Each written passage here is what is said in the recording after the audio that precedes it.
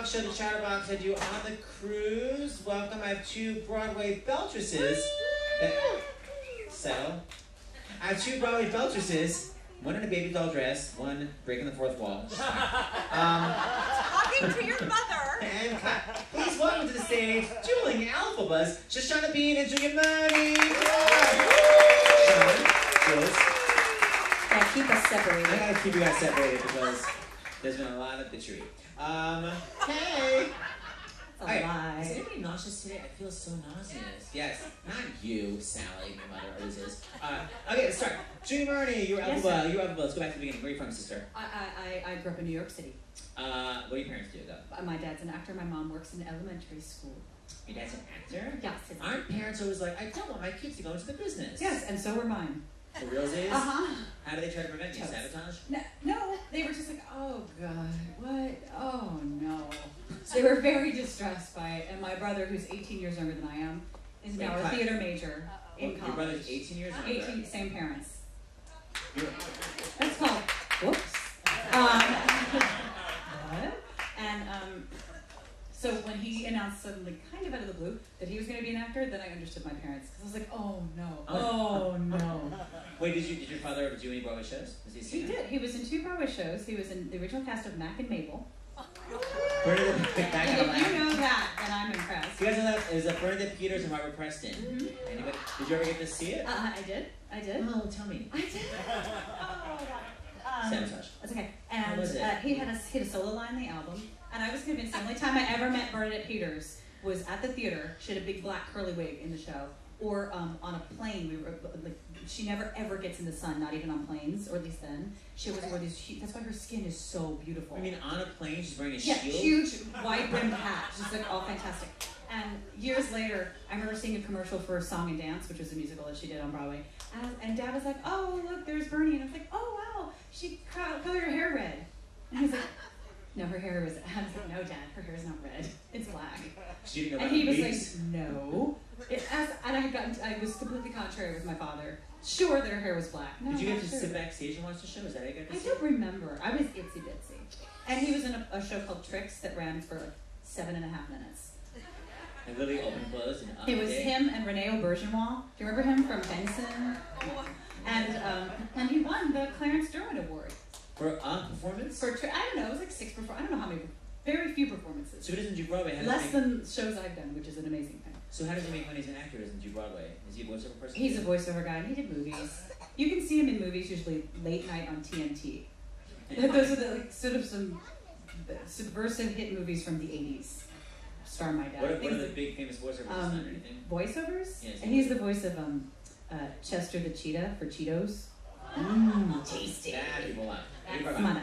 Shoshana Bean, where are you from? I know you're Jewish. From Israel? Is your mic on? Yes. Okay, got it. I was waiting for you to finish. Okay, sorry. I was doing my spin. I was born in Olympia, Washington. I lived there for 9 years. From Washington, really? They're lesbians from Olympia. They're my dad's customers. Jewish girls? Huh? Jewish no, also? They're not Jewish. Only Jew in Washington. One of a couple. How'd you get into Shoshana? My parents were hippies and thought it was beautiful and Israeli-ish. It's Hebrew for rose. If anybody doesn't know that. Thank you. Go on. My poodle was named Shoshana. Seriously, we had a little cute poodle for 15 years named Shoshana. She was adorable. Black curly hair. Good girl, Shoshana. She's a good girl. And I go on. Now, what's her name? How is Max? Oh, Maggie. Maggie's my doggy. She's a good girl. She's sleeping right now. All right, go. Are you sure? Washington. Yeah, no, she sleeps all day. Okay, go on. Grew up in Washington. How'd you begin belting? Who are you listening to? What Broadway show? I guess the first Broadway show I listened to was Annie?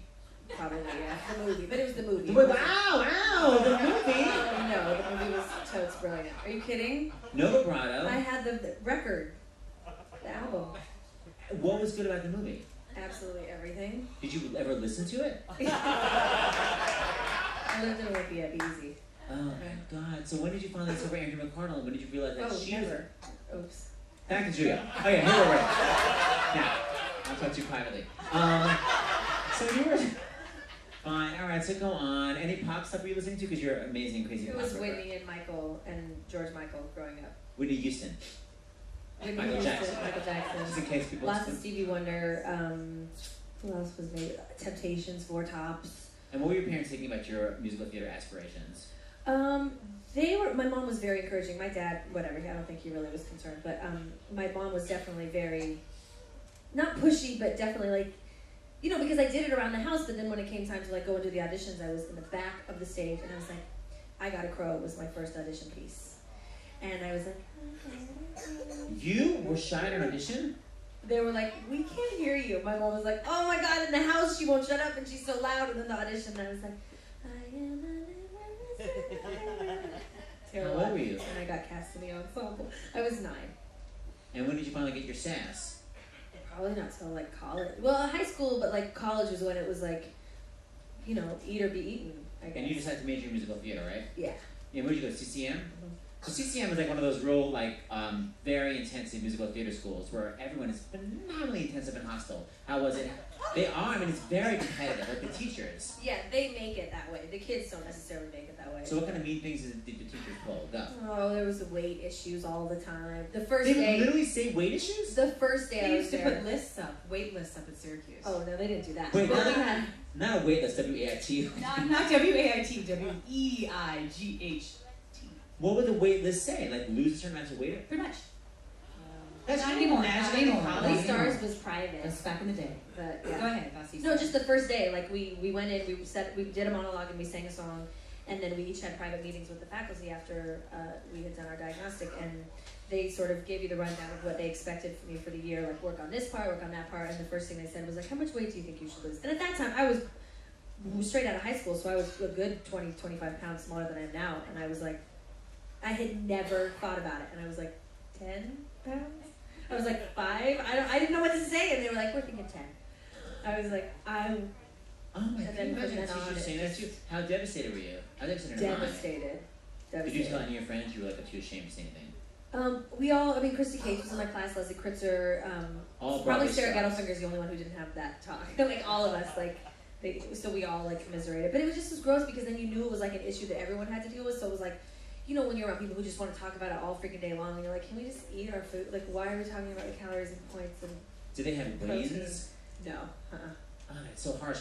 Back to your weight list. I'm obsessed with that. So what would they do? Like, must lose this amount? No, it was just sort of, it was like a shame list. It only happened my freshman year, and then it was done. But yeah, the list would go up. It literally said, Julie Murney, lose 10 pounds. No, it wouldn't say anything specific. It would just, it was the weight list. So if you were overweight, your name was on the list. Pretty much. Oh my God, it's Yours so was neat. never on the list. And then each year, did you have to audition to get back into the school for the next year? No, at the end of each year, you do a performance, and you either pass or fail. And once you pass freshman and sophomore year, I think they can't kick you out after sophomore year. So did you have friends that actually failed out of school? There were 25 of us in the freshman class. There were 9 of us in senior year. Oh my God, were they devastated? Yeah, it was. I mean, obviously it was hard for them, but it was also very hard to be the ones left behind without the people that you. I mean, you're with these people all day, every day. You have every single class with them. You have to work with them outside of class, in the shows, on the projects, like everything. And then, yeah, to lose them is awful. Did any of them go into the business? Anyone that were kicked out? Yeah, Jeff Stoffer is in casting at CBS. ABC. Oh yeah, he's a really big casting director at ABC. He was kicked out of CCM. Wow, what a bust. Now he's a big casting director. Ha ha. Go on, anybody else? Curtis Cregan is married to my best friend Jen Gambatese, and he was in High Five, that smash hit. He was in Rent. He was in You mean High Fidelity? no High High Five? Five. It's a children's show on TV on Discovery Kids. Oh, ha Any of ha. the kids here know High Five?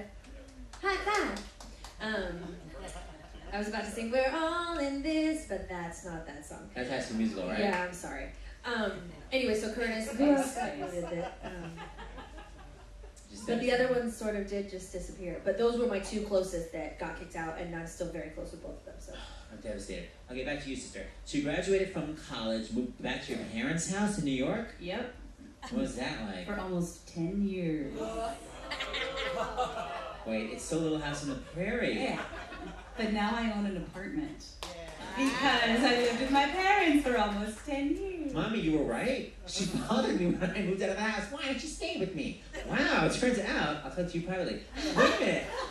So 10 years, what kind of privacy did you have? They have a really big apartment, and they moved there when I was in college, and so the bedroom that I got, sort of by default, was I think once upon a time, the maid's room. Yeah, and so it was this itsy bitsy little room that I dealt with for. I'm a patient person. I'm a patient. Okay, now what were you doing all in your 20s? Because you were not on Broadway, which is very, very frustrating to me. No one knew what to do with me. So what is with that? Did you guys hear her perform? She's literally great. I don't understand why you're running this in your 20s. Okay, so what would you go to an audition, and what kind of feedback would you get? I would put on my flower dress and pin my hair back like this, with like all the other girls in their flower dresses with their hair pinned back like this. I would meet my girlfriend Tony in front of the Body Shop on 76th and Broadway. We called it the Angry Corner. Because we had to meet for these cattle call auditions at like 6:30 in the morning. You had to go and stand outside, like it was awful. So we'd be like, I'll meet you at the Angry Corner at 6:30. And then you go and you stand in front of Equity and you feel like an idiot, and you go in and they say 16 bars, which means that you just sing 16 bars of a song. It's like a minute. So you don't even get to, it's not even a minute, it's like you don't even get to sort of perform the song or dramatically connect to it. It's literally, so can we hear if you carry pitch? What was your 16-bar audition song? Oh gosh, I don't know. I mean, the one song I sang all the time, I really only still have 3 songs, it's kind of pathetic.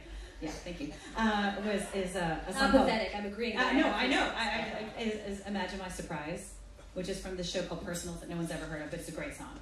And that's like kind of been my go-to song. And now I just do songs from Wild Party, which is really bogus because the show I did. So it's lazy. So in your 20s, were you doing commercials?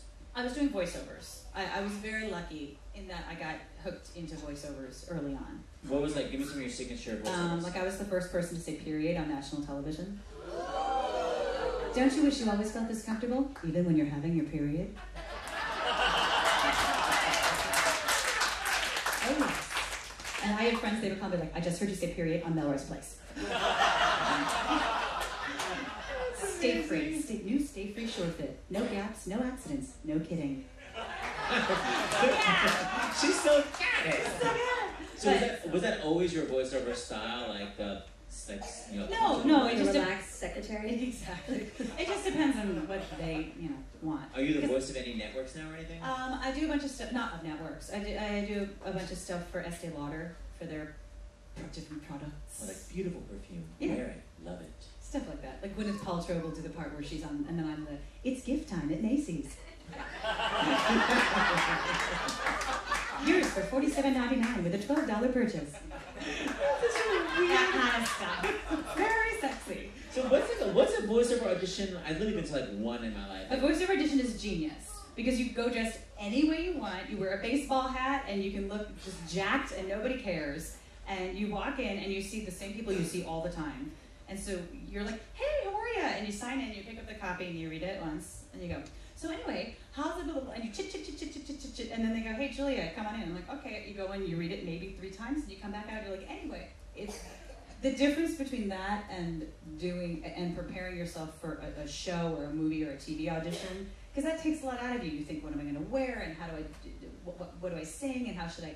Voiceovers take no prep, so they don't take anything out of you when you don't win.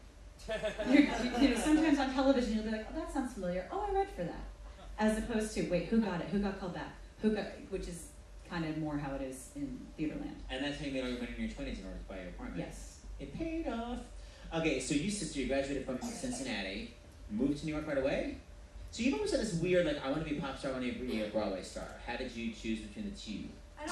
I don't really remember, my mom tells me otherwise, but I don't really remember wanting to be a Broadway star. I just want to sing. Like, I really always just wanted to do my own music and make a record. And because, coming from my family and you have to go to college and then you have to do this. And so it was like to be able to stay in the education system and go to college and graduate, like musical theater. There wasn't a major in like a pop degree, so. Yeah.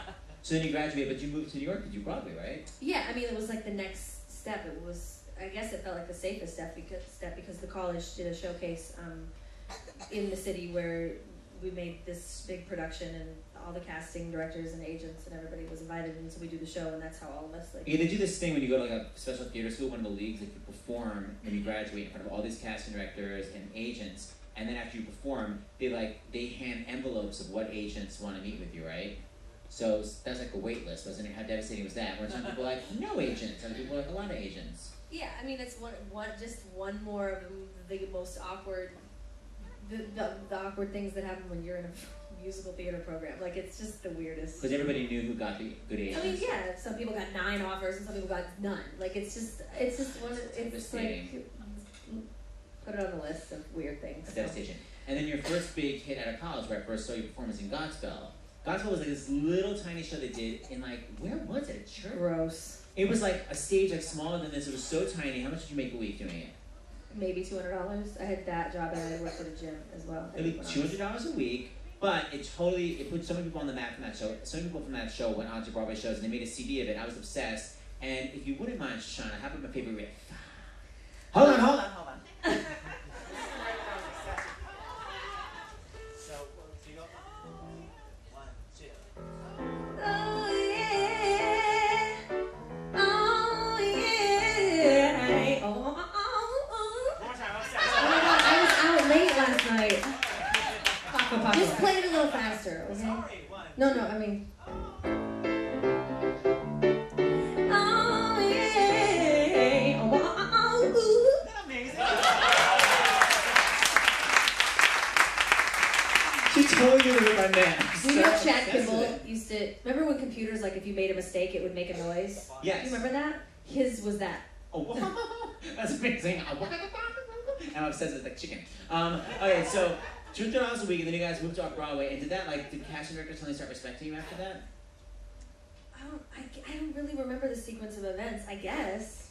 Like, what was your I next? still don't feel like they respect me with that. Excellent. So when did you start on Broadway? No. So, hold on, let me get back to one thing. So, it's And I just want to say, just to tie it all together, I got my equity card. Was that "Oh Bless the Lord"? Yeah. Singing that song in Westerly, Rhode Island. People dueling alphabets, dueling bless the Lord. I love it. I know, what's the dueling part? I'm just trying to suck in on I know, he sent me an email and he's like, how about dueling Elvis Chatterbox? I was like, absolutely not. And I was like, I didn't mean it meanly, I meant just Yes, to he suck in the did. audience. Okay, so what was that? Fight. So Jules, okay, so 10 years, I don't know why you went on Broadway, I'm very, very frustrated. Then I met Julia at a coffee shop. Oh, wait, I'm sorry, I have Yes. to interrupt you. My first gig in New York was actually with Julia Murney. Uh-oh. I've been in New York a week, and I got a call to do a reading for the Dance Festival of Honk. Oh my! Yes. Were you impressed? No. Yes. Okay.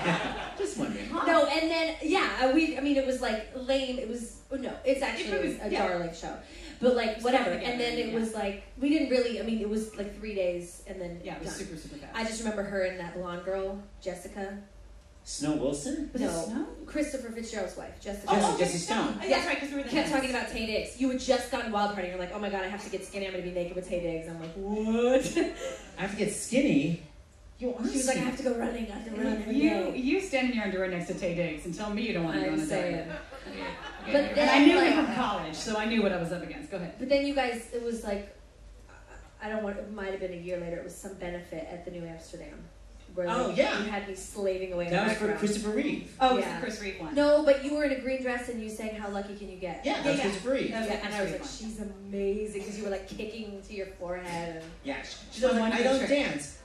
Anyway, she's one of those girls like, what do you mean this? Alright, where was I? Okay, so I met Julia at a coffee shop on like 76th Street with her friend Gordon, who was my friend. And Gordon was like, directed Honk. Who directed Honk? right. And Gordon was like, my friend Julia is brilliant. I was like, I'll believe it when I see it. I was totally like not, and they're like, I've never heard of her. And then cut to, sorry, I was a snob. And then supposedly, this is the signature story. Supposedly, okay, Julia, you can tell. We were sitting there, Seth walks by, I don't know Seth, Seth doesn't know me, Gordon knows Seth.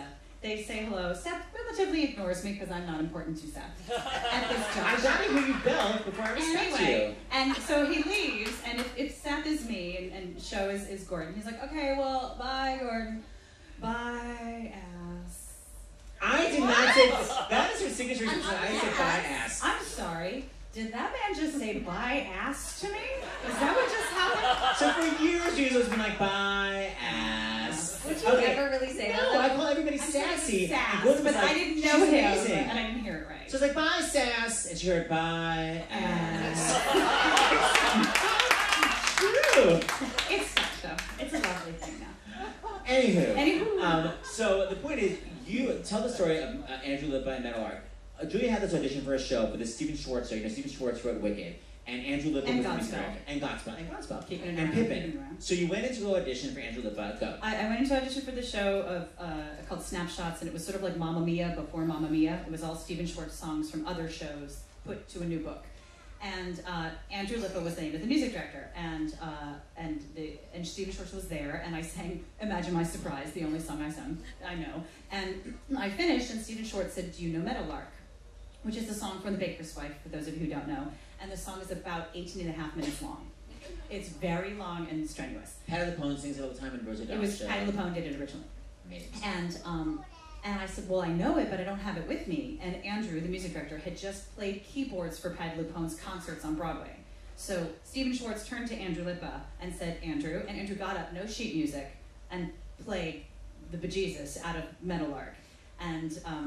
And we kind of fell in love with each other at that moment. We sort of ignored everyone else behind the table. And he was like, who are you? I was like, who are you? And he says that he had just started writing this show called The Wild Party, Andrew had. And he says that when I sang my first song, he wrote on his little ledger pad, who is she, question mark, Queenie, question mark. Queenie was the name of the lead character in The Wild Party. And that's... You wrote the show Wild Party. You guys did like 2 readings of it. Oh, we did like 4. We did a number of readings of it. So it was all written on me, which was... So totally writing for her. And right before it came to like New York, to the big show, they did one final workshop. It was Maren Maisie replaced her. And Maren Maisie is not a belter. She's like a high soprano. Trust me, I had a mental list of all the women they were going to call instead of me. Maren, who I think is genius, was not on that list because of the type of character that it was. Maren's name never crossed my mind. And then they were like, it's Maren. I was like, oh, I'm confused now. I'm so confused. And then what happened before it came? So then they finally decided to the New York production, and they asked you. They asked me to audition. To audition? Oh yes. Oh, they asked me. I had to audition for the workshop too. The role was written for her. But here's the difference, though. Here was like a big life lesson. I walked into the audition for the workshop with a chip on my shoulder, the size of Holland-America. You know, it was like I was like the Oosterling. I was so mad. What? The Oosterling? The Oosterdam. And Oosterling. It's like something with noodles. Oosterling is just a stupid sounding. Go on. Anyway, and so I had a huge, because I was so angry and so hurt by it that I was so defensive, which did not help my cause. And the second time around for the actual show, someone said to me, what if you audition and you don't get it? I was like, well, it's already happened. And if it had been something else, I would have said, you know what, no. You know how I do this, pick me or don't. But it was so important to me, it meant so much to me that I had to know that I had done everything in that particular situation that I could to do it. But that time I just walked in, I was just like, kind of, here it is. Pick me or don't, okay, love you all, bye-bye. Because I'd already let it go. Really. She got the gig. And it was applause. She was amazing in it. And the crazy thing, I know a lot of you probably people won't know the story, but the show is based on this poem called The Wild Party, which is this poem from the 20s. And this composer found it and was like, oh my God, this would make a great musical. So we decided to write a musical about it. Well, literally 2 composers found that same poem, decided to write a musical about it, and they both came out the same season. So there were literally 2 competing The Wild Parties at the same time in New York. Literally. One was on Broadway, one was off Broadway.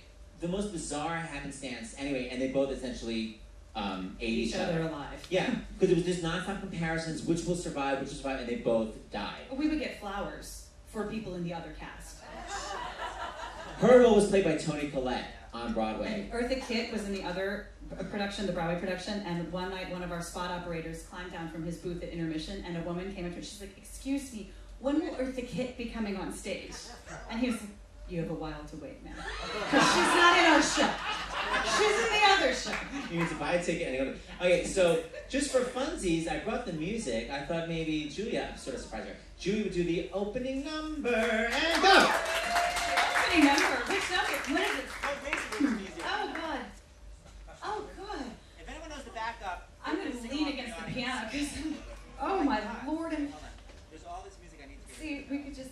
So, Do you remember it? how's your state? Do I remember it? I don't know. Keep them up all night. I'm not sure what he's working out right now, but... I So Taye Diggs was in the show, and Idina Menzel, just to bring everything. And the brilliant Brian Darcy James, if any of you know him. If you don't, you should, because he is a hot genius. He's got a big gig coming up. Well, I don't think we're allowed to talk about it just yet. Well, No, Seth? No! Seth! Rudetsky. Seth Marie Rudetsky. Sit down. Do it. Here we go. 5, 6, yeah, yeah. Oh my gosh, from the top. Okay.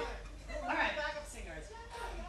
They don't know. Let's echo her. 5, 6. Oh, you're doing it. Yeah, yeah, yeah, yeah, yeah, yeah, yeah. Yeah, yeah. Yeah, yeah.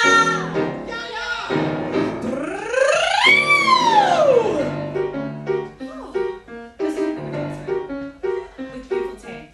Lock the doors and stop complaining. Gather round and listen well. From now on we're entertaining. How to heighten up this hell.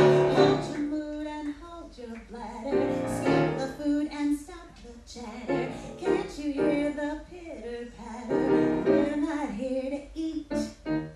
We came for the heat. Let's raise the roof. Let's make a scene.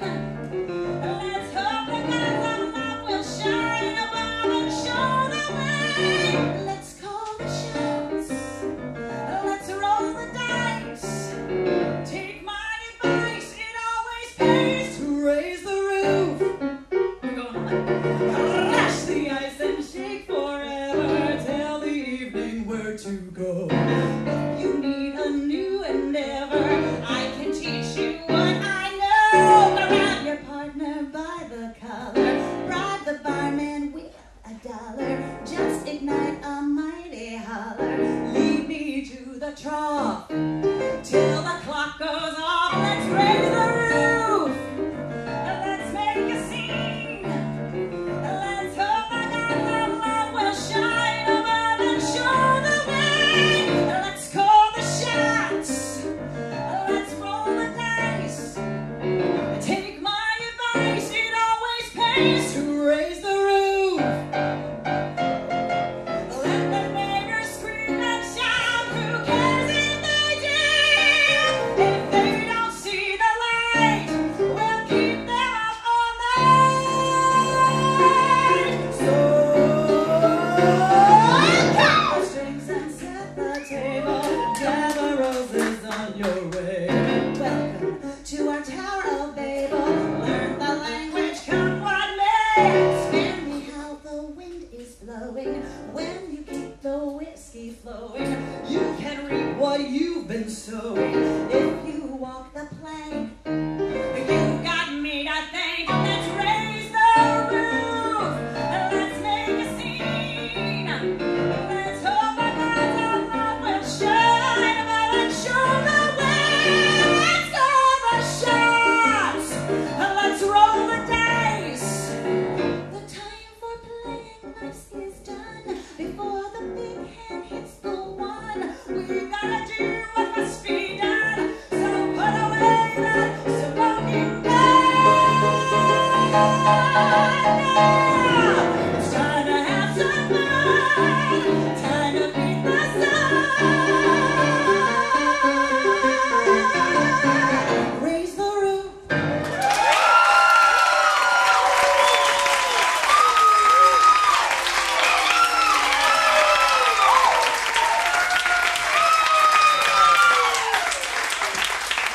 Shoshana, isn't that amazing?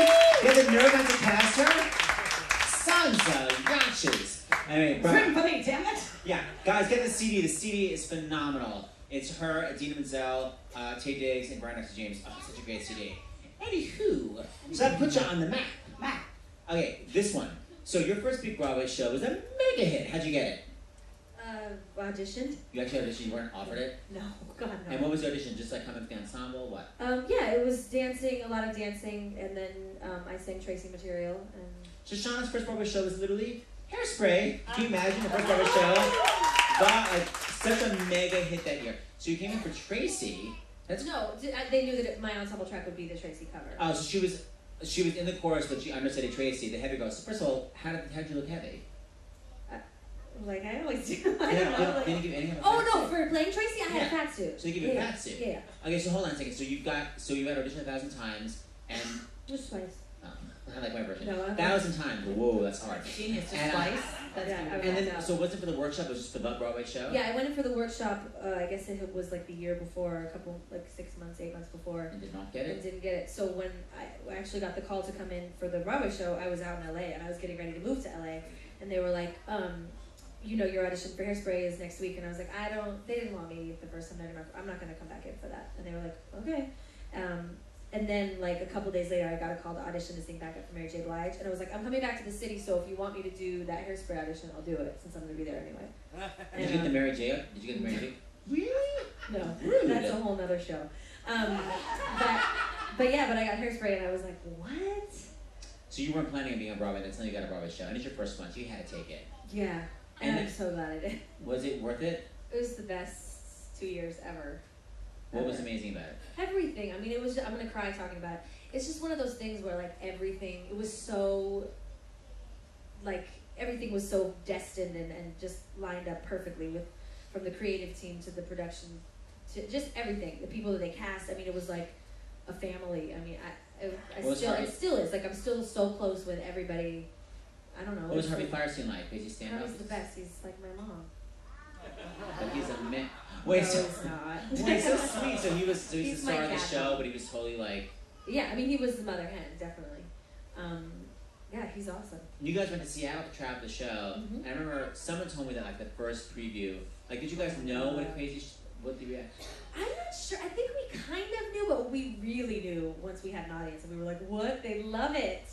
Like, you don't know. I think it's hard, and it's really important not to judge your process, In rehearsals. the product as you're going along. But it's inevitable. But like, at some point, especially once we got to Seattle, and like changes were being made all the time, and this is in, this is out, and this cost. I mean, just there was so much happening that at some point we stopped thinking about what we were doing and just were trying to freaking get through it at all. And yeah, first preview, it was like we were kind of like, this is a done deal, I think. How exciting. It was. And you know, Shoshana understudied Tracy, who's like the 18-year-old heavy girl, and she understudied Velma, who's a 45-year-old, like the Michelle Pfeiffer part. And I was there your first night on as Velma. You were? Yeah, you were amazing. She's literally 25, but like looking old with lines here. When you were in high school, you used to spray your hair. Great. I like it. Okay, so let's discuss. We gotta get to Wicked because the show, of course, has to end in like 5 minutes. So, Julie Murney, you initially auditioned for Wicked, Yes. like for the very, very first Broadway production. Mm-hmm. Why did you not get This it? was between me and my friend Adina. You're right, your friend. Oh, right, friends are from Wild And Party. my friend Adina won. Wait, so what's it like when you enter an audition? You see like your friend there? Are you like, I hate you? No, not You're at not like all. me. Okay, go on. It's one of those things where, I mean, and even if somewhere inside you, frankly, that you get those stirrings, I feel at the advanced age of 65, I feel that that I just, the truth of the matter is, if Shoshana and I were ever up for the same role, and Shoshana got it and I didn't, it's not Shoshana's fault. Shoshana just went in and did her thing. It's not really anybody's fault. And that's can't like be the mad at trick. them. You can't be mad. And honestly, I'll tell her. Who cares? I'm about to say a curse word. I apologize. But when at the auditions, so the final auditions for Wicked, Dee was right after me. D is a G. Adina. Adina Menzel was right after me, and I waited for her because we were going to go and eat, and she was in there, and I heard, it was also one of those situations where I was going through whatever I was going through in my own life, and I remember thinking at the audition, I wouldn't pick me today.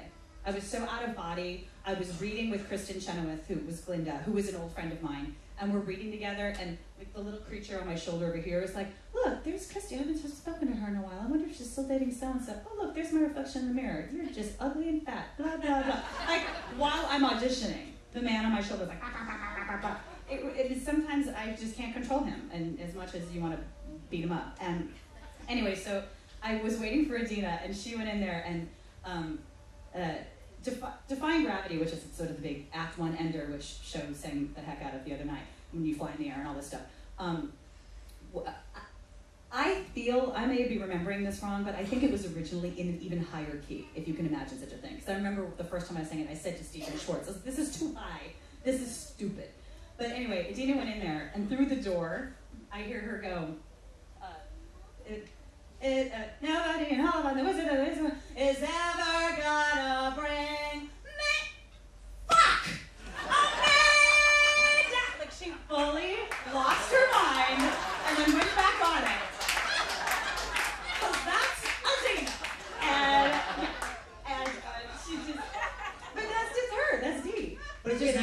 you can mess up an audition and actually get the gig too. Well, it's also when you're at that point when they're seeing whatever it was, I don't know, 6 women or something, but yeah, I mean I think that's part of what drew them to her. I have no idea, but I'm guessing that she's so raw, she's so just like I don't know, here I am, and I tend to come off as more like all buttoned up and whatever.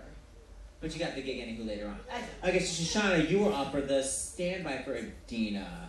You were the understudy? I got offered the ensemble track, the second cover. What? Oh, originally? Yeah. But so you turned it down? Yeah.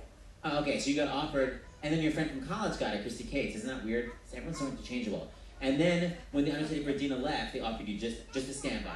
Standby means that you're not in the show every night. You only go on when you're going on for that role. So you were like actually off stage. Were you on beeper? No, but I did change my cell phone plans so that my phone would work like underground stuff. I got a Verizon instead of so you had AT&T. But you had to just sit backstage every night? You had to be you didn't have to stay in the theater. You had to be within 5 blocks. So I was always in the gym or at the movie theater or whatever. But did you ever go on in the middle of the show? One time.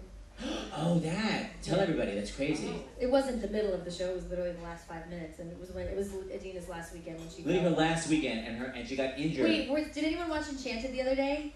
When she jumps through the pothole at the end, I'm like, because that's what happened. She went through the trap door in Wicked, and she injured herself this day before her last performance. So the last 5 minutes of the show you went on, and then Adina's last performance that everyone bought tickets for, oh my god, it's Adina's last day on Broadway. Bought tickets, flew in from London. Literally, Shoshana went on. Oh, sorry. Can you imagine they get to the theater, it's like, this is Adina's rock! Like the crazy scene of program. Wait, how much pressure were you devastated? Yeah, it was awful. I mean, and me, I was still in denial because after I finished those 5 minutes, I'm everyone's walking around and I'm like, you guys, because she's a machine. She doesn't miss for anything, and she just especially your last weekend, there's no way you're gonna miss that. So I was like, she's gonna be fine, you guys. She's gonna be fine. She's probably gonna wrap her up. She'll be back. What? I so was not. The last thing on my mind was that I was gonna have to finish the weekend out. And when did you find out to try to go on? Not long after she had left the theater. So you knew the whole night? I knew that I was definitely on that night. I didn't know about the next day until probably I don't really remember. I don't have a very good memory. It must have been so traumatic. It was a lot going on. And then the cool thing is, right before the show ended, on the last performance, she came out on stage, right? In a red tracksuit. Infamous red tracksuit. Well, I remember it was a red tracksuit. She came out in her red tracksuit, and now, whenever an elf leaves the show, they give her a red tracksuit. Did they give you a red tracksuit? No. I don't think that was a whole rumor backstage. No, I got one. But you got it because you were there. Yeah. So I'm girls, some 67th alphabet, please. No, I just want a description. I want your version. What the hell was it like being on Broadway, raising up in the green makeup, singing Defying Gravity with the hair flying? Was it I'm literally singing the most amazing song right now on Broadway, center stage, I'm loving my life? When I was feeling good, it was just about the coolest feeling. Vocally good? Yeah. When you're not feeling good, it's a whole show of sort of jumping for Jesus and going, oh my God, please, oh my God, please, oh my God. Because you finished your first number, and there was I missed one show in my entire life, and then I did Wicked. I missed more than one show. You mean one performance? Yes. And you had yes. And it was one night my voice was all messed up, and I was finishing Wizard and I, and I went the Wizard and I. That's it. I mean, I sounded worse than that, but my voice wouldn't go anymore. And then there's a huge orchestral right. Of course, they didn't slow down. And They didn't stand there speed like this. up. I get the Wizard and I. You gotta act through it. Filling it like a jackass. That's. They're like, what do you do? And and you just you do what you can. But like I said, when you're feeling good and you rise up, and I did the tour for 6 months before I did it in New York, and some of the audience, like Atlanta, San Diego, they screaming like Mick Jagger was on stage, and you're like, oh my God, oh me, okay, cool. Truly, because you're the only game in town. They're coming to see you. They get dressed up, and they're coming to see Wicked. They're so happy that you're there. Did you get that when you were on tour? Did you get that same feeling? Me and Megan played our hometowns. Yeah. When we were on tour, so it's unbelievable. It's just a powerful moment, the way that it was designed, obviously, with the effects and the music and just everything lends itself to. It's like freaking an orgasm. It's the most powerful moment. I don't know. I will say, I just said to her earlier today that my last week on Broadway, the cherry picker, the levitator, broke. and it's pretty much, it happens on the road, but it doesn't really happen in New York. So it became fun. Yeah, there was none of that. So you're not You flying. just jump So in the there's a air? whole plan B. You have to disengage yourself from the thingy that you're on, and you run straight down stage, and everyone on stage lies down like you're in the air.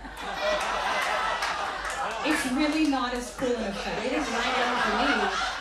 Something about it's lost in the translation. But I did say to her, I remember, because it was my last week, and I was so jumped up, I was barely getting the notes out, I was exhausted, and I remember thinking, well, I've got my broom and I'm kind of grabbing my cape from time to time, trying to not look the Glinda in the eye, because if I did, it was going to all be over. And I'm like, this sucks. And all I could think of was, I wish Shoshana was here, because she could fill this with all that cool stuff she can do with her voice, and I can't do anything here right now, so I'm just going to do that. And then you finish it, and there's this blackout, except that you're usually on the cherry picker. So you don't have a pattern to get off stage in the dark. Everyone else knows where they're going, so they're gone.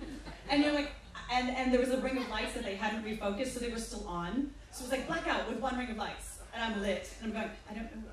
And there's a thing, like a drop that's supposed to get, and I finally went, because you can't, there's nothing you could do. I was trying to hold the magic after everyone was lying on the ground, as if I was in the air. So, You ruined the magic. Okay, before we go, show a little spark. No, I'm good. Oh, come on. I'm good. I have solo. We went out last night. I can't force her. No. This one's, I will I just have say. to Jose for the kids show, the kids Belter show. Okay, but I would say, yeah, come to the Kids Belter show, and then come see Gavin tonight, because Julie and Gavin are going to sing. Gavin's at 11 o'clock. And then tomorrow night, we're doing the Crazy 70 show with non-stop belting, is all I have to say. So, anything on 5 o'clock? Oh yeah, the seating for dinner. All right, guys, everyone thank my Julie Elvis. They fought it out. Shoshana and Julie.